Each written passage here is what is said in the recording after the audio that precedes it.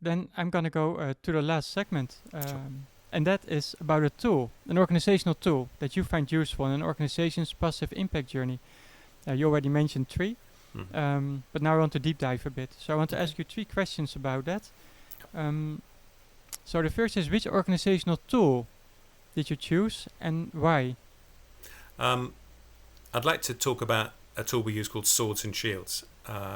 And I like that because it's brutally simple, and I like simple things, but it's been very effective. And with every year that passes, we find ourselves using it more and more, and it becomes more socialized across a lot of the work we do. And I think it's a really helpful tool that anyone could use.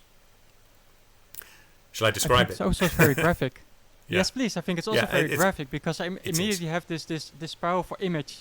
Yeah, well, it lends itself to Lord of the Rings and Games of Thrones images in PowerPoint decks as Exactly. well.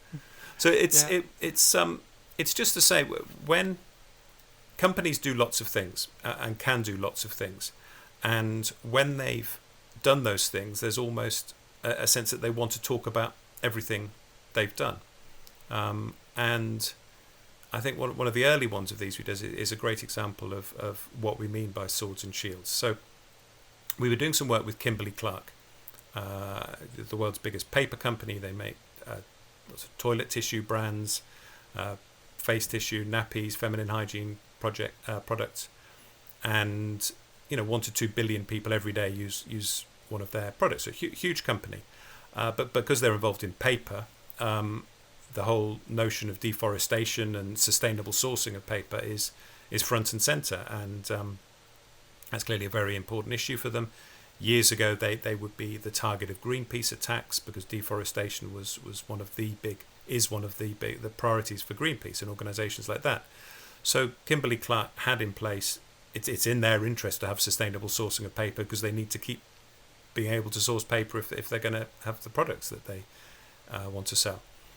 So they had sustainable sourcing in place, and they wanted to talk about that quite rightly, and they had Forestry Stewardship Council logos on pack. But because they were doing so much, they wanted to talk about more and started bringing out eco brands and those sort of things. And they weren't really working with consumers very well, and that they weren't working, I think, for a couple of reasons. One, it wasn't core to that brand promise.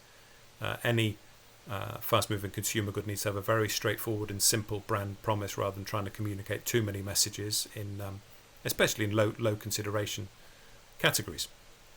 So one was that eco message was an additional message, and secondly, it didn't really help with the sort of quality message they were trying to prove. If you look at the toilet tissues, they're all about improving the standard of clean, and adding a sort of eco message to that wasn't necessarily in line with that, particularly when consumers are spending 2 or 3 seconds thinking about which toilet tissue to buy.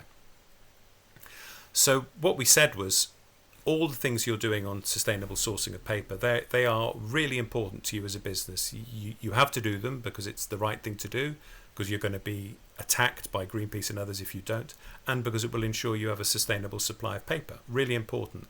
But it's a shield.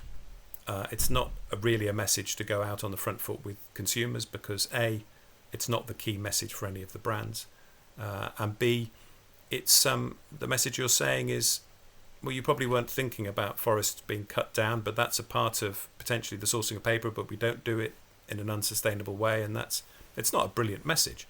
It's really important to have in place. You need to have all the accreditation in place. You need to have it on your website for people who want to know.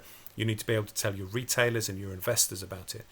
But it's not necessarily a sword to go on the front foot with consumers. However, a toilet tissue brand tackling the issue of poor sanitation is a great thing to do. It's a very obvious thing for a toilet tissue to be involved in.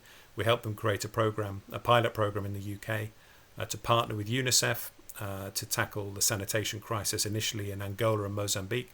That's now become a global program for Kimberly Clark across multiple markets and brands. And it enables them to stay true to the sort of core brand positioning of elevating the standard of clean. This is how we're elevating the standard of clean, not only in the products you buy, but in other parts of the world where there's a sort of a desperate need. but it also enabled them to form stronger relationships with retailers who would then put the brands with the UNICEF partnership front of store, which would help improve their sales. And I think that for me is a great example of swords and shields.